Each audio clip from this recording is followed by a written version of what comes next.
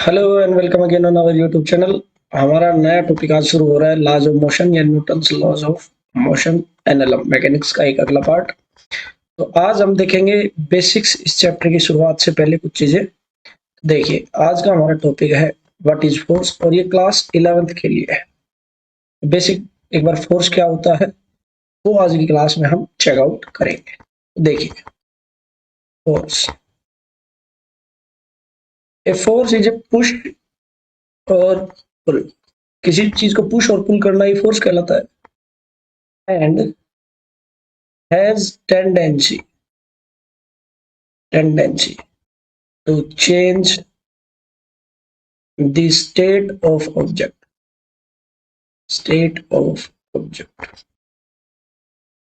देखो, किसी भी ऑब्जेक्ट के ऊपर, मान लो कोई ऑब्जेक्ट ये है, इसको मैं इधर से पुश करूं और ये ऑब्जेक्ट इधर मूव करने लगे। मान लो ये रेस्ट पे था तो ये ऑब्जेक्ट इधर मूव करने लगे, मतलब इसकी इनिशियल वेलोसिटी 0 थी। जैसे मैंने इसको पुश किया, इसके पास कुछ वेलोसिटी का गेन हो गया। अंडरस्टैंड? तो स्टेट ऑफ ऑब्जेक्ट डिफाइन होती है वेलोसिटी से, इसकी या स्पीड से, आप कह लीजिए। इसके मैग्नीट्यूड की बात करोगे तो जब भी किसी ऑब्जेक्ट को मैं पुश करूंगा और वो अगर मोशन में आ जाए तो मैंने उसकी स्टेट चेंज कर दी। या फिर किसी ऑब्जेक्ट को मैंने पुल कर लिया पीछे की तरफ और वो ऑब्जेक्ट इधर मोशन करने लगे, तो I can say that I have change the state. ऐसा भी हो सकता है कोई ऑब्जेक्ट पहले से v वेलोसिटी से चल रहा था, ऑलरेडी इन मोशन, और मैंने उसको इधर से पुश किया, तो इसकी स्पीड क्या होगी? इंक्रीज हो जाएगी। इसकी वेलोसिटी क्या होगी? इंक्रीज हो जाएगी। और अगर कोई ऑब्जेक्ट इधर v वेलोसिटी से जा रहा था इस डायरेक्शन में, मैंने उसको पुल किया, तो वो ऑब्जेक्ट धीरे धीरे उसकी वेलोसिटी क्या होगी? डिक्रीज, रेस्ट की तरफ आने लगेगा। तो पुश और पुल करने से मैं ऑब्जेक्ट की स्टेट को चेंज करने का एक उम्मीद रखता हूँ। जरूरी नहीं है हर बार चेंज हो। कई बार कोई ऑब्जेक्ट रेस्ट पे रखा है और हमने उस पर कोई पुश लगाया, कोई फोर्स लगाया, और ऑब्जेक्ट ना तो मूव कर रहा है ना कुछ उसके साथ हो रहा है, वो वहीं है रेस्ट के ऊपर। लेकिन इसका मतलब ये तो नहीं हमने उस पर फोर्स नहीं लगाया। हमने फोर्स लगाया लेकिन वो इतना सफिशिएंट नहीं है कि उस ऑब्जेक्ट को मूव करा पाए। लेकिन अगर अगर मान लो ये सरफेस मैं स्मूथ कर दूं, बिल्कुल स्मूथ कर दूं, तो ऑब्जेक्ट उसी फोर्स के साथ उसी पुश में आगे बढ़ने लगेगा, स्लिप करने लगेगा। मतलब अगर इस पुश को कोई और दूसरा फोर्स बैलेंस ना कर रहा हो, बैलेंस वर्ड पे मैं आऊंगा थोड़ी देर में, तो मैं ये कहना चाह रहा हूं बेसिकली कि फोर्स एक पुश और पुल है, irrespective of its result. Irrespective of its result मतलब एक एफर्ट है।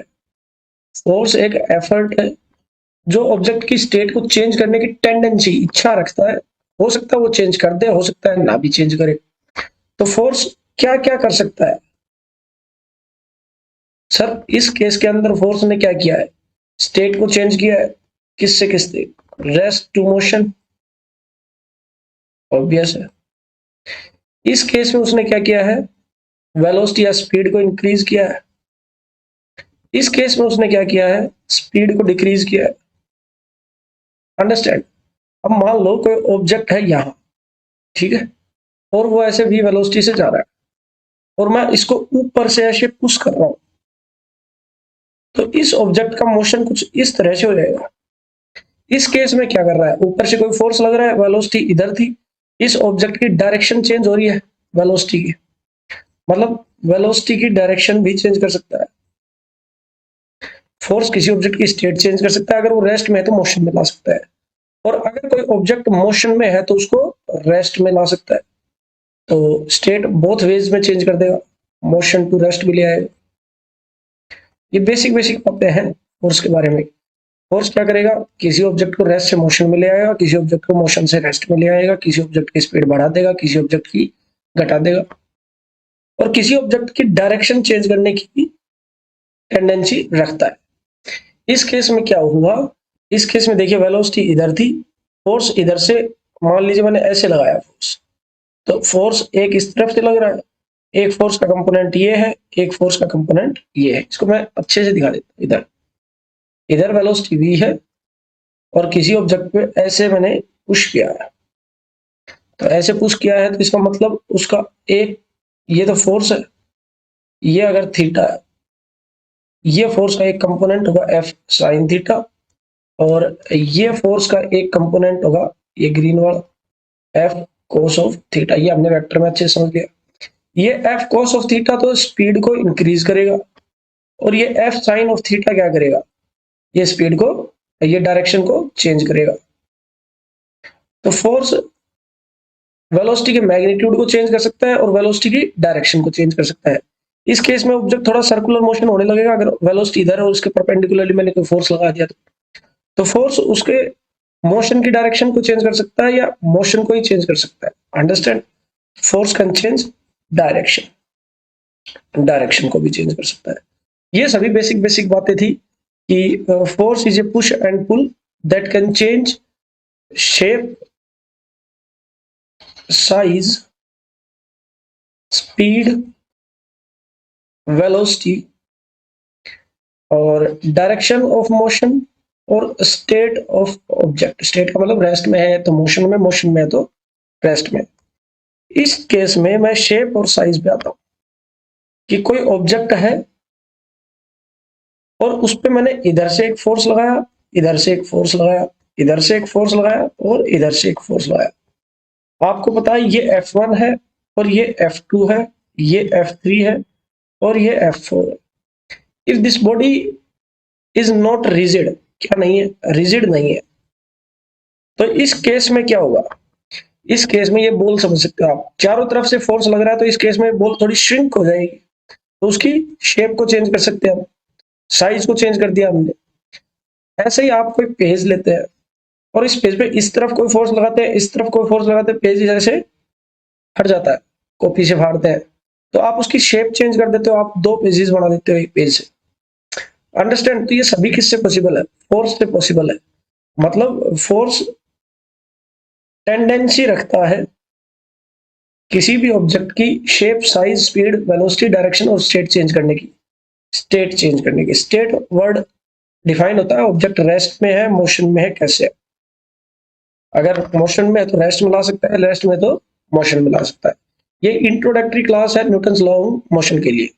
तो देखिए, फोर्स इज ए पुश और पुल इररिस्पेक्टिव ऑफ इट्स रिजल्ट। हमें फोर्स लगाना है, उसका रिजल्ट कैसा आएगा कैसा नहीं आएगा ये बहुत सी चीजों पर डिपेंड करता है। And has tendency to change the state of object. हो सकता है चेंज कर दे, हो सकता है ना करे। इसका मतलब ये नहीं हमने फोर्स नहीं लगाया, स्टेट चेंज किया तो डेफिनेटली फोर्स काम कर रहा है। नहीं भी कर रहा और हम अप्लाई कर रहे हैं तो इसका मतलब फोर्स तो है, वो इतना कैपेबल नहीं है कि स्टेट चेंज कर पाए। लेकिन कुछ सिचुएशंस को मैं चेंज कर दूं और वो स्टेट चेंज हो जाए तो मतलब वो टेंडेंसी रखता है, इच्छा रखता है स्टेट चेंज करने की उस ऑब्जेक्ट की जिसपे वो अप्लाई हो रहा है। तो बेसिकली फोर्स होते हैं balance and unbalance forces. Balance forces वो होते हैं जो किसी ऑब्जेक्ट पे बराबर मात्रा में लग रहे हो। जैसे इधर से मैंने कोई फोर्स F1 लगाया, इधर से कोई फोर्स F2 लगाया। अगर ये दोनों फोर्स इक्वल इन मैग्नीट्यूड है, कैसे हैं, equal in magnitude and opposite in direction है, तो इस बॉडी के ऊपर नेट फोर्स कितना होगा। देखो आपको पता है फोर्स एक क्या है, वेक्टर क्वांटिटी है। फोर्स क्या है, वेक्टर क्वांटिटी। तो वेक्टर अलजेब्रा होगा, तो अगर मैं इस डायरेक्शन को प्लस असाइन कर दूं तो ये डायरेक्शन माइनस, तो सेम फोर्स है मतलब सेम मैग्नीट्यूड है और ऑपोजिट डायरेक्शन है, तो एफ नेट क्या हो जाएगा, 0। तो इस ऑब्जेक्ट का स्टेट तो चेंज नहीं होगा क्योंकि ये ऑब्जेक्ट ओवरऑल फील कितना कर रहा है, 0 फोर्स फील कर रहा है। अंडरस्टैंड? लेकिन हो सकता है ये रिजिड बॉडी ना हो तो इसकी शेप चेंज हो जाए, दोनों तरफ से प्रेसिंग होगी तो शेप चेंज हो सकती है। ऐसे ही होता है अनबैलेंस फोर्स। अनबैलेंस फोर्स में क्या होता है, इक्वल एंड ऑपोजिट फोर्सेस नहीं होते। जैसे इधर से मैंने कोई F1 फोर्स लगाया तो इधर से कोई अपोज करने वाला नहीं है, तो कुछ ना कुछ नेट फोर्स होगा बॉडी के ऊपर। और नेट फोर्स क्या होता है, नेट फोर्स होता है sum of all the forces, sum of all the forces on a body with proper sign कह दीजिए आप, प्रॉपर साइन, साइन मतलब डायरेक्शन, विद प्रॉपर डायरेक्शन ज्यादा बढ़िया वर्ड है। या फिर आप कह सकते हो vector sum of all the forces on an object, ये होता है net force. Sorry, unbalance force तो होगा जब नेट फोर्स क्या हो, जीरो नहीं हो, और बैलेंस फोर्स होगा जब नेट फोर्स क्या हो, जीरो। इस पे डीपली डिस्कशन करेंगे, बेसिक बेसिक बातें कुछ बता रहा हूं, तो मैं कंपाइल कर देता हूं एक बार के लिए कि फोर्स जो है वो एक वेक्टर क्वांटिटी है, तो it will have a magnitude and direction. Force has tendency to change the state of object, change the speed of object, change the speed, direction of object, and change the shape and size of object. अब मैं बात करूं force की SI unit की, तो force की SI unit होती है केजी मीटर पर सेकंड स्क्वायर, जिसको हम स्मॉल में लिखना पड़ेगा, न्यूटन बोलते हैं, और इसका सिंबल होता है कैपिटल। अगर मैं सीजीएस यूनिट की बात करूं तो वो होती है ग्राम सेंटीमीटर पर सेकंड स्क्वायर, जिसको हम डायन बोलते हैं, और ये सभी को पता है 1 न्यूटन में कितना होता है, 10⁵ डायन। ये कन्वर्जन हम कर सकते हैं। देखो, केजी का मतलब 1000 ग्राम, मीटर का मतलब 100 सेंटीमीटर अपॉन सेकंड स्क्वायर, तो ये कितना बना 10⁵ ग्राम सेंटीमीटर पर सेकंड स्क्वायर, इसको डायन कहते हैं। 1 न्यूटन हैज 10⁵ डायन। और फोर्स की अगर मैं डायमेंशन की बात करूं, फोर्स की डायमेंशन दैट इज MLT-2। तो ये सब बेसिक्स था आज की क्लास का फोर्स का, कि force has tendency to change state of object, it is in push और pull, it is a vector quantity. Vector quantity है तो इसका मतलब इसके पास क्या है, डायरेक्शन है सर, मैग्नीट्यूड तो है ही है, फिजिकल क्वांटिटी है, और ये वेक्टर अलजेब्रा फॉलो करता है। वेक्टर अलजेब्रा फॉलो करता है, मतलब जब भी आप दो फोर्सेस को जोड़ोगे या घटाओगे तो वो हमेशा वेक्टरली ऐड होगा, वेक्टरली सब्ट्रैक्ट होगा। जो हमने वेक्टर पढ़ा है लास्ट पूरी सीरीज में, वहीं से हम इसका यूज देखेंगे। अभी मैंने बात की थी बैलेंस और अनबैलेंस फोर्स की। बैलेंस फोर्स में होगा F net, net force on body zero. Unbalance में net force on body is not equals to zero. Net force क्या होता है, नेट फोर्स होता है vector sum of all the forces on a body, all the forces on a body। मतलब कोई body है, उस पे इधर से फोर्स है तो इधर से भी एक फोर्स है, इधर से फोर्स है तो इधर से भी एक फोर्स है, इधर से एक फोर्स है। ये F1, F2, F3, F4, F5 और F6। तो F net will be F1 plus F2 plus F3 plus F4 plus F5 plus F6। This is net force. Understand. अब हम देखते हैं कि दो तरह से बेसिकली हम पढ़ते हैं, contact forces type of forces में, and non contact forces. And basically generally 4 fundamental forces होते हैं नेचर के अंदर, जो होते हैं gravitational force, electromagnetic force, weak nuclear force और स्ट्रॉन्ग न्यूक्लियर फोर्स। इनके बारे में हम जानकारी लेंगे नेक्स्ट सेशन में। आज की क्लास में मैंने बिल्कुल बेसिक्स बताया है फोर्स का, जो 9th 10th 11th क्लास के लिए आपको आना चाहिए, जो 9th क्लास में आपने पढ़ के आए हैं वो बेसिक्स मैंने बताए हैं। इंट्रोडक्टरी क्लास है आज की, तो नेक्स्ट क्लास में हम देखेंगे थोड़ा सा और बेसिक्स 4 फंडामेंटल फोर्सेस के बारे में, और उसके बाद में हमारा एनएलएम का प्रॉपर लेक्चर शुरू हो जाएगा। और एनएलएम के अंदर हम ये mainly gravitational force, EMF forces पढ़ेंगे इस पूरी 11th क्लास में। तो आई होप आपको ये लेक्चर आज का समझ में आया होगा। Keep practising, till then bye bye.